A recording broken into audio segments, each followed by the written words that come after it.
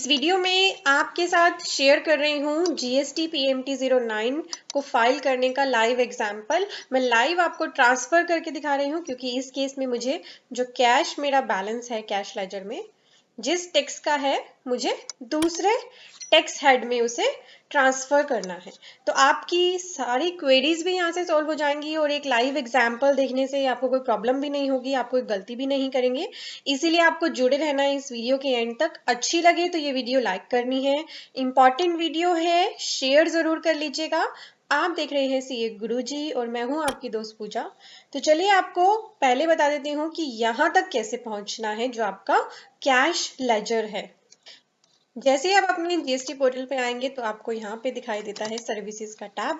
इस टैब पे आपको आना है। यहाँ आने के बाद मिल जाता है आपका लेजर। लेजर में आपको जाना है इलेक्ट्रॉनिक कैश लेजर में और वहां आपको ऑप्शन मिल जाएगी जीएसटी पीएमटी 09 को फाइल करने की। ठीक है, तो मैंने जीएसटी पीएमटी 09 फॉर्म ओपन कर लिया है। चलिए मैं आपको लाइव फाइल करके दिखा रही हूँ। तो ये है जीएसटी पीएमटी 09। बड़ा ही सिंपल सा फॉर्म है, कोई कॉम्प्लिकेशंस इसमें नहीं है। कैश लेजर का बैलेंस आपका दो ग्रुप्स में डिवाइड है। केयरफुली अंडरस्टैंड कर लीजिएगा कैश लेजर बैलेंस दो ग्रुप्स में क्यों डिवाइड है।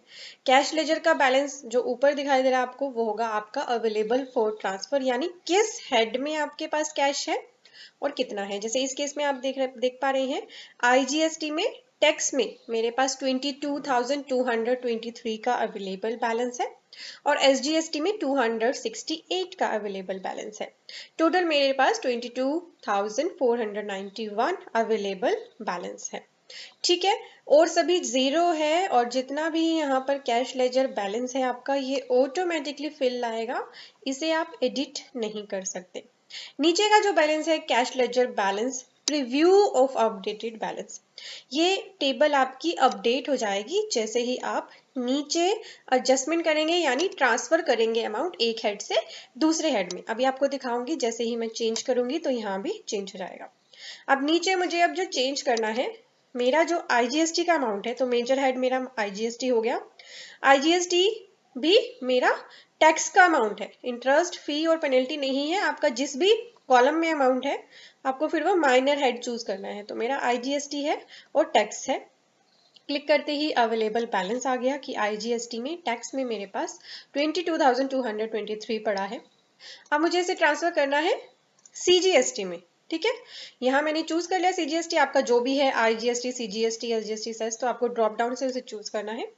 फिर माइनर हेड यहाँ दिए हैं, टैक्स में जाना है, इंटरेस्ट में जाना है, पेनल्टी में जाना है, फी में या अदर। मुझे इसे टैक्स में ही ट्रांसफर करना है। एग्जैक्टली पूरा का पूरा जितना मेरा आईजीएसटी है मुझे चाहिए सीजीएसटी में। ठीक है, मैंने यहाँ अमाउंट डाल दिया, ये अमाउंट आपको यहाँ पे खुद एंटर करना है और अब हम इसे कर लेते हैं सेव। सेव करते ही वार्निंग आ रही है that are you sure the amount indicated as above is intended to be transferred. तो आपकी डिटेल बिल्कुल सही होनी चाहिए, सही है तो यस कर दीजिए। जैसे ही मैंने यस करा तो आप देख सकते हैं नीचे मेरे पास एक रिकॉर्ड आ गया, प्रोसेस्ड रिकॉर्ड वैलिडेटेड सक्सेसफुल।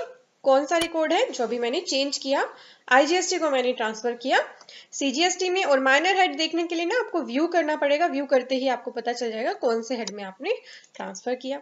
तो मेरा ये अमाउंट बिल्कुल सही है। अब एक बार ऊपर जाके बैलेंस देख लेते हैं। अब आप देख सकते हैं प्रीव्यू मेरा बैलेंस आ गया कि जब मैं ये ट्रांसफर कर दूंगी, यानी अब इस फॉर्म को जब मैं सबमिट कर दूंगी तो मेरे पास सीजीएसटी में आ जाएगा 22,223 और एसजीएसटी में पड़ा है 268, जो कि पहले था आईजीएसटी में, है ना।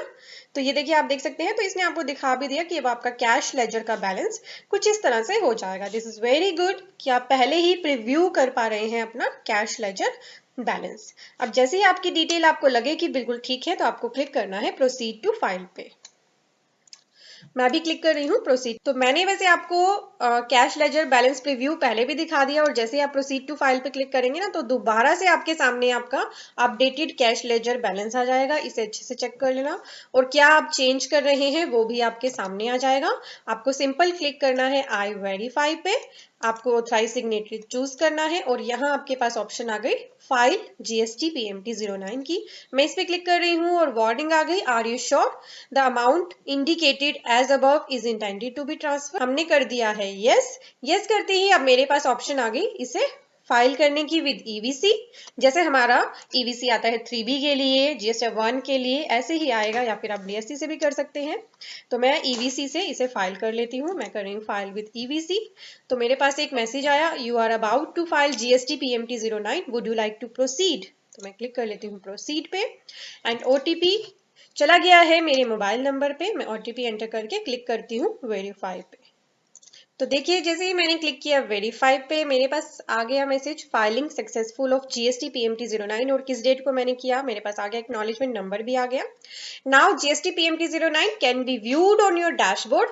तो अब अगर मुझे देखना हो कि मैंने क्या GST PMT 0 फाइल किया था, मुझे फिर से इलेक्ट्रॉनिक कैश लेजर में जाना है और वहां जाके इसे चेक कर सकती हूँ मैं। और ये मैसेज मेरे ईमेल आईडी और मोबाइल नंबर पे भी चला गया है। मैं ओके करती हूँ, एक बार व्यू फील्ड पे जाते हैं।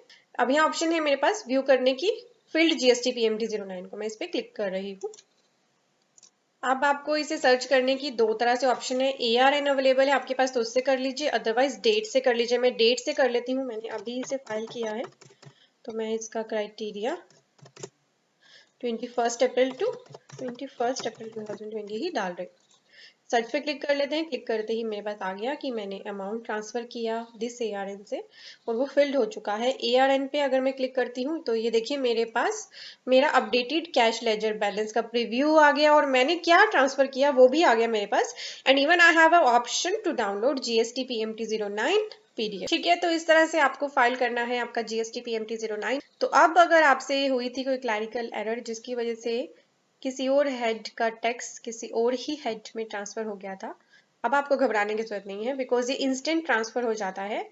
अच्छी ऑप्शन आ गई है, बहुत ज्यादा अवेटेड था ये स्टेप। कुछ स्टेप्स और गवर्नमेंट को लेने चाहिए जो मुझे लगता है, जैसे कि GSTR 3B की रिवीजन की ऑप्शन आ जानी चाहिए जो अभी तक नहीं आई है, और फॉर्म GSTR 9 रिवाइज होने की बहुत ही ज्यादा जरूरत है, क्योंकि 18-19 में जो एनुअल रिटर्न आप फाइल करने बैठोगे उसमें 3 इयर्स की डिटेल आनी है। फाइनेंशियल ईयर 17-18, 18-19 और 19-20 पर कोई सेग्रीगेशन ना होने की वजह से कंफ्यूजन है। वैसे मैंने ऑलरेडी GSTR 9 के लिए सप्लाई कैसे दिखानी है उसकी वीडियो अपने चैनल पे अपलोड कर दी है, यहाँ आई बटन पे लिंक कर दी है, आप उसे जरूर देख लीजिएगा। मैंने एग्जाम्पल्स के साथ समझाया है, आपकी मेजर क्वेरीज इस वीडियो से सॉल्व हो जाएंगी। वीडियो के डिस्क्रिप्शन में भी उसका लिंक मैंने दे दिया है। हमारे बहुत सारे सब्सक्राइबर्स एंड व्यूवर्स ने हमारे सब्सक्राइब बटन के साइड में दिए हुए बेल आइकन पे प्रेस नहीं किया हुआ है, तो बेल आइकन पे प्रेस करोगे, इसका बेनिफिट ये रहेगा कि जो भी वीडियो मैं अपलोड करूंगी आपको उसकी नोटिफिकेशन मिल जाएगी। तो जो भी आपके लिए रिलेवेंट वीडियो होगी आप उसे मिस नहीं करोगे, क्योंकि हमारे चैनल पे आपको GST की वीडियोस के साथ साथ ही इनकम टैक्स की अपडेट्स की वीडियोस भी मिलती हैं। इसीलिए वीडियोस को लाइक करते रहिए, शेयर करते रहिए, सब्सक्राइब बटन पे क्लिक कर लीजिए, और साथ ही उसके छोटे से बेल आइकन पे प्रेस करना बिल्कुल ना भूलें। Thank you for watching, bye bye.